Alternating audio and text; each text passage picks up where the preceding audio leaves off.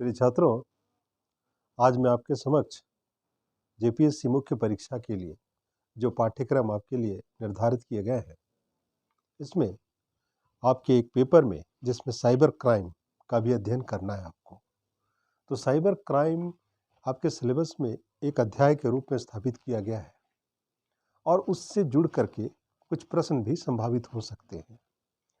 तो यदि एक सरल प्रश्न ऐसा कुछ पूछा जाए कि साइबर अपराध से क्या समझते हैं, साइबर अपराध को रोकने के लिए सरकार के द्वारा किए जाने वाले प्रयासों का विश्लेषण करें। यदि मुख्य परीक्षा में ऐसे कुछ प्रश्न आते हैं तो आपको इस प्रश्न को कुछ नए कलेवर में देखने की आवश्यकता है, अर्थात इसका दायरा थोड़ा विस्तृत होना चाहिए। इस प्रश्न की व्याख्या में उन सारी बातों का समावेश होना चाहिए जिससे साइबर अपराध का संदर्भ जुड़ता है, अर्थात साइबर अपराध की परिभाषा देनी चाहिए और ये साइबर शब्द की उत्पत्ति कैसे हुई है, इस पर भी आपका ध्यान आपके व्याख्यान में होना चाहिए। इसके साथ साथ साइबर क्राइम कितने प्रकार के होते हैं, इसकी भी चर्चा होनी चाहिए और विभिन्न प्रकार के अपराधों की प्रकृति कैसी होती है और उसके साथ साथ उन अपराधों के कारण सरकार के द्वारा किस तरह से दंडात्मक कार्रवाई करने के लिए जो कानूनी प्रावधान किए गए हैं, इस संदर्भ में भी आपकी चर्चा वांछित होनी चाहिए। तो इन सारी बातों को समेट करके यदि आप अपनी स्क्रिप्ट को, लेखनी को एक आकार देते हैं तो आप समझ सकते हैं कि आपकी व्याख्या सारगर्भित हो जाएगी। तो आज की इस व्याख्या को मैं दो मुख्य बातों से जोड़ते हुए ले चलूँगा।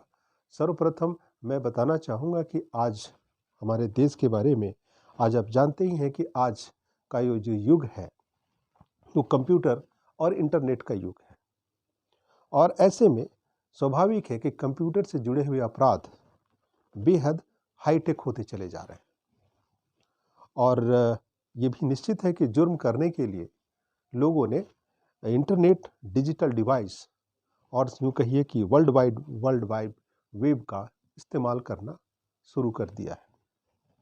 तो ऐसी स्थिति में कंप्यूटर से जुड़े हुए विभिन्न प्रकार के अपराध देखने और सुनने को मिलते हैं, है ना। अभी हाल में आपने देखा होगा कि बुली बाई और कुछ ऐसे ही अन्य नामों से कुछ साइबर के क्राइम्स चर्चा में आए थे। तो ये कई प्रकार के अपराध साइबर से जुड़े देखने को मिलते हैं, यदा-कदा सुनने को मिलते हैं, तो इनकी भी चर्चा मैं आपके साथ साझा करूंगा। तो आप समझ सकते हैं जैसे कि आजकल ऑनलाइन ठगी का बड़ा प्रचलन चला हुआ है। कई प्रकार के अपराधों में एक ये हो गया, उसके अलावा किसी की वेबसाइट को हैक कर लेना या फिर किसी के सिस्टम से डाटा चुरा लेना, जैसे कई प्रकार के अपराध साइबर अपराध की श्रेणी में आते हैं। आज आपको पता है, हम सभी को पता है कि हमारा भारत देश विश्व में इंटरनेट के उपयोग का एक तरह से तीसरा सबसे बड़ा उपयोगकर्ता देश है। उस दृष्टि से स्वाभाविक है कि हमारे देश में साइबर क्राइम भी कई तरीके से अपने पांव पसार रहे हैं। तो साइबर अपराध को मैं यदि कुछ श्रेणियों में बांटूं तो मुख्यतः 3 श्रेणियां साइबर क्राइम की देखी जा सकती हैं। पहले, व्यक्ति विशेष के द्वारा किया गया साइबर अपराध, है ना, उसको मैं क्या कहूँगा, व्यक्ति विशेष के द्वारा, इंडिविजुअल के द्वारा किया गया साइबर अपराध। तो एक तो हो गया इंडिविजुअल बेस पर क्राइम, ये एक प्रकार का साइबर अपराध होगा। ये कैसा होता है इसकी व्याख्या मैं संक्षेप में करने की कोशिश करूंगा। दूसरा एक अपराध होता है संपत्ति विशेष के विरुद्ध किया गया, है ना, साइबर अपराध, प्रॉपर्टी बेस। और तीसरा जो अपराध माना जाता है नेशन के खिलाफ किया गया साइबर अपराध, अर्थात राष्ट्र के खिलाफ किया गया नेशन बेस्ड। तो एक nation based crime, cyber crime. तो आप देख रहे हैं कि साइबर क्राइम की 3 प्रकृतियों को मैंने बांट करके आप तक पहुंचने की कोशिश की है। अब प्रश्न आता है कि इसकी व्याख्या में मुख्य बातों को ऐसे समझा जाए, जैसे व्यक्ति विशेष के विरुद्ध साइबर क्राइम की मैंने बात की, तो इस श्रेणी में किसी व्यक्ति या समूह के खिलाफ, है ना, दुर्भावनापूर्ण या फिर अवैध जानकारियों को ऑनलाइन लीक कर देना इस प्रकार के अपराधों की श्रेणी में आता है। और इसके अंतर्गत जो अपराध किए जा सकते हैं उसमें अपराधियों के द्वारा जैसे साइबर स्टॉकिंग किया जा सकता है या किया जाता है, उसी तरह से क्रेडिट कार्ड धोखाधड़ी, ये भी उसी प्रकार के क्राइम का हिस्सा है। इतना ही नहीं, चाइल्ड पोर्नोग्राफी जो बेहद संवेदनशील और बेहद घृणित अपराध माना जाता है, इसे भी आप व्यक्ति विशेष के द्वारा किए गए अपराधों की सूची में दर्ज कर सकते हैं। तो ये तो हो गई व्यक्ति विशेष के द्वारा किए गए अपराधों की व्याख्या। अब संपत्ति विशेष के द्वारा किए गए अपराधों के अंतर्गत आप हैकिंग को ले सकते हैं, है ना। इसके अलावा वायरस ट्रांसमिशन होता है और कॉपीराइट उल्लंघन, है ना। ये सब property based crime, cyber crime माने जाते हैं। जैसे किसी को वेब लिंक भेज करके उसके गोपनीय दस्तावेज मांगे जाते हैं, तो ये भी एक प्रकार का अपराध माना जा सकता है जो प्रॉपर्टी बेस्ड साइबर क्राइम कहे जा सकते हैं। जहाँ तक सरकार के विरुद्ध किए जाने वाले अपराध साइबर क्राइम की मैं बात करूँ तो उसमें ये अब इस अपराध को सबसे गंभीर अपराध माना जाता है और इसे साइबर क्राइम को आप साइबर टेररिज्म का भी नाम दे सकते हैं, अर्थात साइबर आतंकवाद की भी संज्ञा दी जा सकती है। क्योंकि जब भी कोई व्यक्ति किसी सरकार के विरुद्ध साइबर अपराध करता है तो इसे अब राष्ट्र की संप्रभुता पर हमला माना जा सकता है और इसे युद्ध की कार्रवाई तक माना जा सकता है, इसलिए इसे आप संज्ञेय अपराधों की सूची में दर्ज करा सकते हैं। तो अब इससे समझ में आ सकता है कि साइबर के क्षेत्र में किए जाने वाले कई प्रकार के अपराध देखने और सुनने को मिलते हैं। अब इतनी सी बात को बताने से पहले इस बात का भी ज्ञान होना चाहिए कि साइबर शब्द की उत्पत्ति कैसे हुई। तो थोड़ी सी नज़र इस साइबर शब्द पर भी दृष्टि डाली जाए। तो साइबर शब्द सबसे पहले गिब्सन नामक एक उपन्यासकार हुए थे। उन्होंने अपनी उपन्यास न्यूरोमेंसर में इस शब्द को सबसे पहले रेखांकित किया था। और जहाँ तक साइबर क्राइम की बात है तो कैम्ब्रिज एडवांस लर्नर डिक्शनरी के अनुसार साइबर क्राइम इंटरनेट से जुड़ा हुआ अपराध माना गया है। सरल भाषा में कहें तो साइबर अपराध एक प्रकार का अवैध कृत्य कहा जाएगा जिसमें कंप्यूटर जो है सो लक्ष्य भी है और साधन है ना। कंप्यूटर लक्ष्य भी है और साधन भी है। और इस प्रकार के क्राइम को अब नए सिरे से आप देखने की आवश्यकता पड़ सकती है आपको, और विस्तारित तरीके से इस पर जानने की आवश्यकता है कि इस प्रकार के क्राइम्स को और कितने प्रकार से देखा जा सकता है। तो थोड़ी देर पहले मैंने तो कैटेगराइज किया उसको व्यक्ति विशेष और प्रॉपर्टी विशेष और गवर्नमेंट के खिलाफ, लेकिन अब मैं प्रकारों की चर्चा कर रहा हूँ। तो कुछ विशिष्ट प्रकार के साइबर क्राइमों में पहला हो गया फिशिंग, है ना। दूसरा हो गया स्पैम ईमेल, ठीक है। एक हो गया मैंने बताया फिशिंग, तो इसे आप PHISING, एक प्रकार का क्राइम ये हो गया, है ना। और उसके बाद मैंने बताया स्पैम ईमेल, और एक तीसरा हो गया हैकिंग, और इसी तरह से मैंने बताया एक आइडेंटिटी थेफ्ट, है ना। आइडेंटिटी थेफ्ट भी एक प्रकार का आपको साइबर क्राइम। इसी तरह वायरस के द्वारा वर्म्स फैलाना, डाटा चोरी, साइबर पोर्नोग्राफी, साइबर पायरेसी या साइबर टेररिज्म, साइबर मानहानि, ईमेल जालसाजी और साइबर स्टॉकिंग, डाटा डिडलिंग और साइबर वेब जैकिंग, फर्जी bank call, social networking site पर अफवाह फैलाना, ऐसे कई प्रकार के अपराध हैं। उसी तरह से साइबर बुलिंग, ये भी उन्हीं श्रेणियों में, साइबर क्राइम की विभिन्न श्रेणियों के अंतर्गत बांटा जा सकता है। अब मैं संक्षेप में इन छोटे छोटे अपराधों के बारे में बताऊं जो अक्सर साइबर जो हैकर्स होते हैं या साइबर क्रिमिनल्स जो होते हैं इस तरह के घटनाओं को अंजाम देते हैं। तो साइबर फिशिंग की मैं बात करूं सर्वप्रथम, तो हैकर्स के द्वारा जब इंटरनेट पर नकली वेबसाइट बनाकर या ईमेल के माध्यम से इंटरनेट यूजर्स के साथ यदि किसी किस्म की धोखेबाजी की जाती है तो इस प्रकार की प्रक्रिया को साइबर फिशिंग का नाम देते हैं। जैसे पासवर्ड मांग करके, है ना। इन दिनों कोरोना के समय में ऐसी जालसाजियां देखने को ज़्यादा मिली कि लोगों के पासवर्ड मांगे गए मोबाइल से उसी तरह से क्रेडिट कार्ड का ब्यौरा मांगा गया और यूजर्स के द्वारा नाम प्राप्त करके उनके सूचनाओं को एकत्रित करने का लक्ष्य रखा गया। तो इस तरह के अपराधों के जरिए साइबर क्रिमिनल्स ने एक तरह से भले भले भले और सीधे साधे लोगों को काफ़ी परेशान की स्थिति में रखा। तो एक प्रकार का साइबर फिशिंग भी एक प्रकार का अपराध है जो जघन्य अपराधों की सूची में माना जाता है।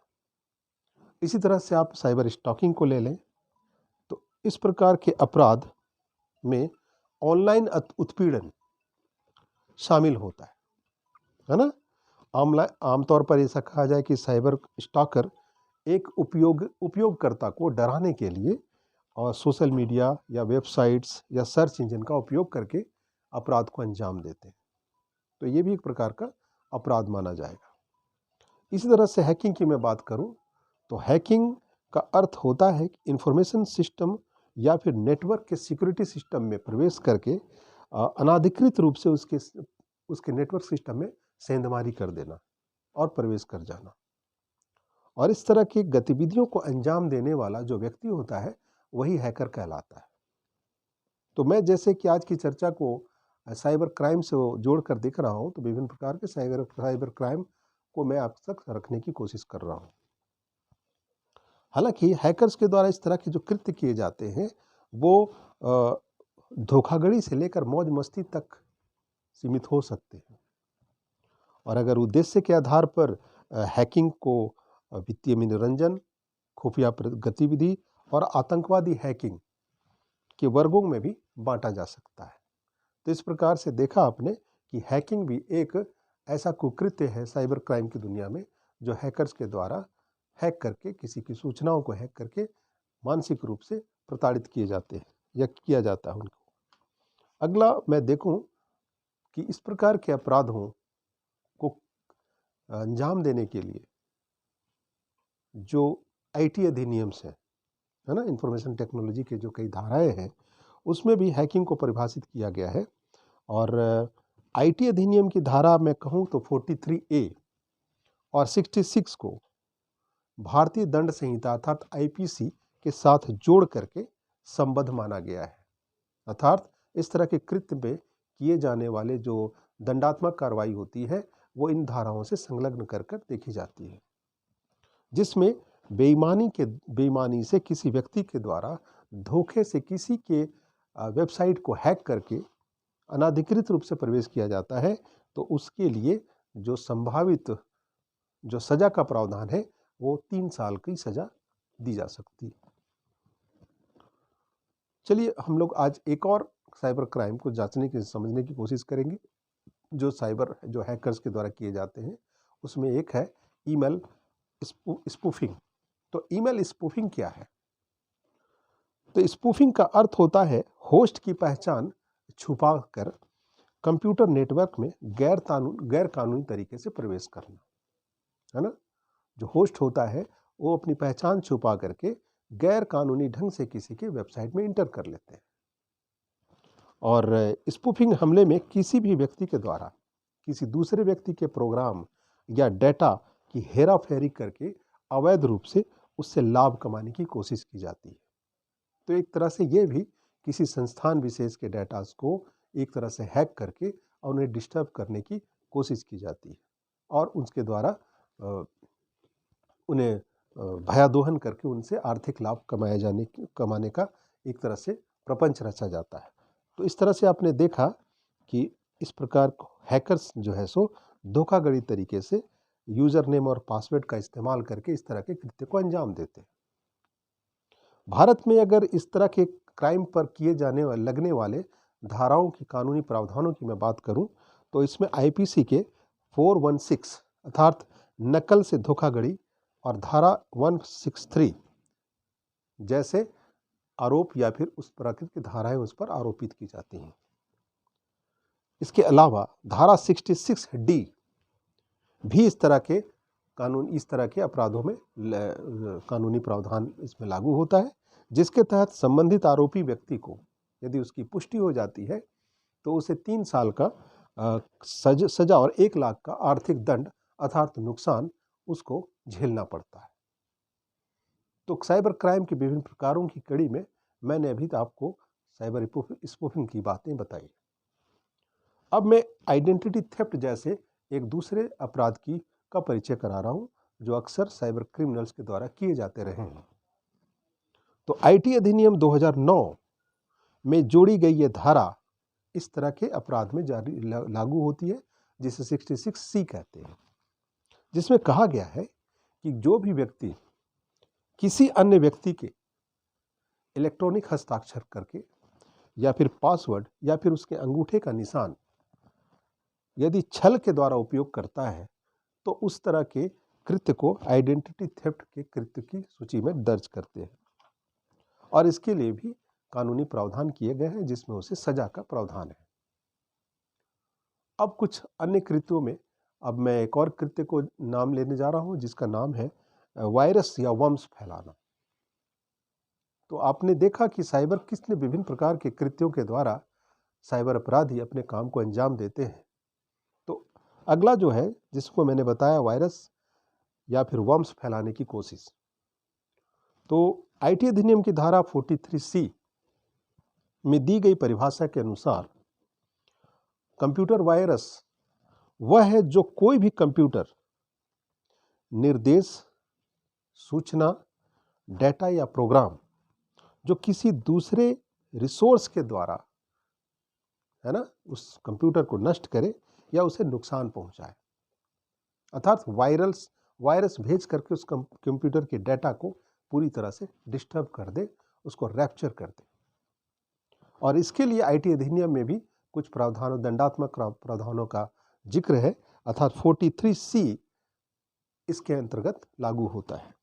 अर्थात यदि कोई व्यक्ति किसी भी कंप्यूटर या फिर यूं कहें सिस्टम या किसी के कंप्यूटर नेटवर्क में या उसके ओनर की परमिशन के बिना यदि कोई वायरस डालता है तो उसे उसके लिए आर्थिक दंड देना होगा, अर्थात उसे हर्जाना देना होगा।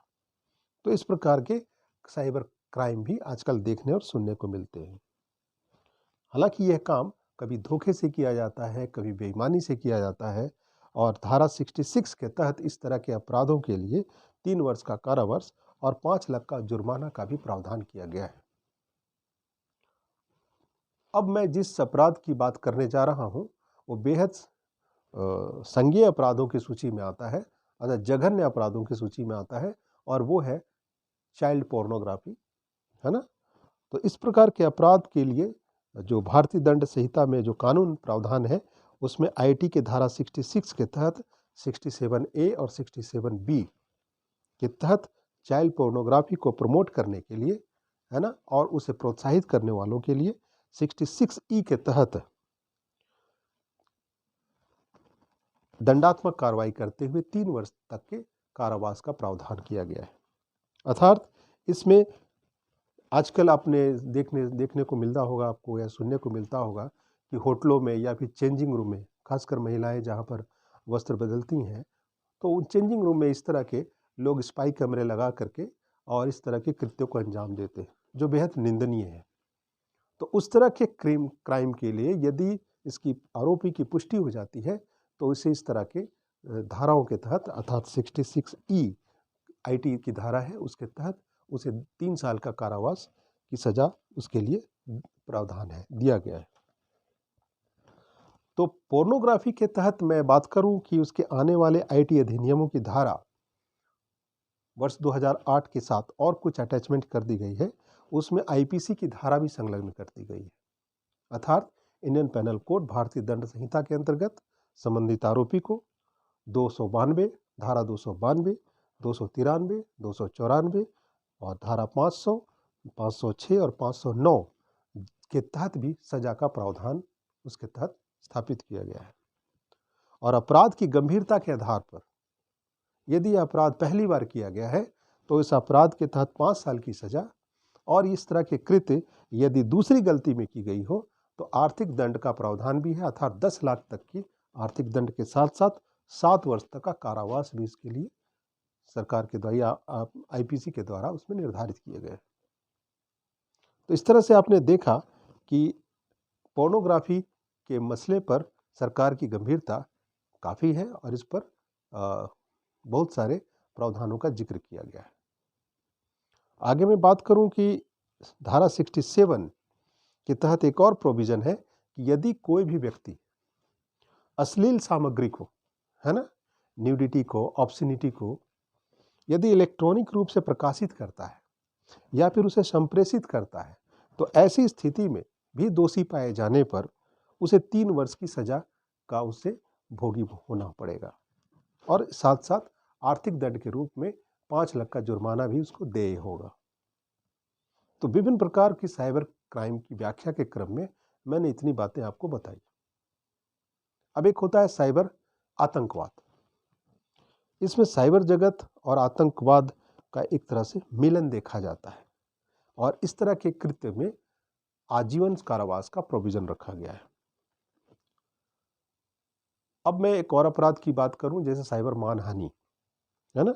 लिखित रूप में मानहानि को अपमान लेख कहा जाता है और मानहानि से निपटने के लिए आईपीसी की जो धाराएं हैं वो इस तरह के अपराध के लिए 499 और 502 जैसे के आरोपों के तहत या इसके प्रावधानों के तहत संबंधित आरोपी को सजा दी जा सकती है।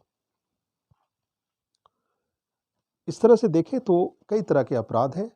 अन्य अपराधों को मैं संक्षेप में आप तक रखता हूं कि एक ईमेल जालसाजी भी है ना, जिसमें ईमेल के जरिए आजकल बैंकों में सामाजिक या वित्तीय बैंकों के द्वारा जो है ना धोखाधड़ी करके, जैसे लॉटरी की आजकल जालसाजियाँ देखने को मिलती है ना, जैसे कौन बनेगा करोड़पति जैसे कुछ छद्म नामों से दूसरे लोगों को लॉटरी देने की लालच दी जाती है कि संबंधित व्यक्ति को इतने लाख की लॉटरी लग गई है।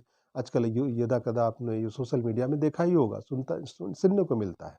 तो ये भी एक प्रकार का क्राइम है और ये ईमेल जालसाजी जैसी क्राइम मानी जाती है। और भारत में आईटी अधिनियम के तहत 66C और 66D के तहत आईपीसी की धाराएं इस तरह के अपराधों में लागू होती है।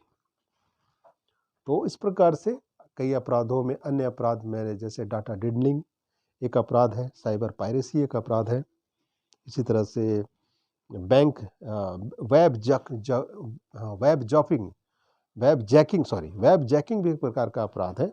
इसमें हैकर के द्वारा जबरदस्ती किसी की वेबसाइट पर कब्जा कर लिया जाता है और असली मालिक पर उस पर नियंत्रण छूट जाता है। आपने सुना होगा कि आज से कुछ वर्ष पहले बच्चों के द्वारा कुछ प्रकार के खेल खेले जा रहे थे कंप्यूटर में, जैसे ब्लू व्हेल का नाम आपने सुना है ना। उस ब्लू व्हेल जैसे गेम के जरिए बच्चों को कंप्यूटर में प्रवेश कराया जाता था और उसके ऑनर से उसको एक तरह से हाईजेक कर लिया जाता था और उस पर पूरी तरह से नियंत्रण कर लिया जाता था और उन्हें अलग अलग कृत्य करने के लिए प्रेरित किया जा रहा था। अंततः कई जानकारियां ऐसी आती थी उस वक्त कि उस बच्चों ने मानसिक प्रताड़ना के कारण कईयों ने सुसाइड तक किया था।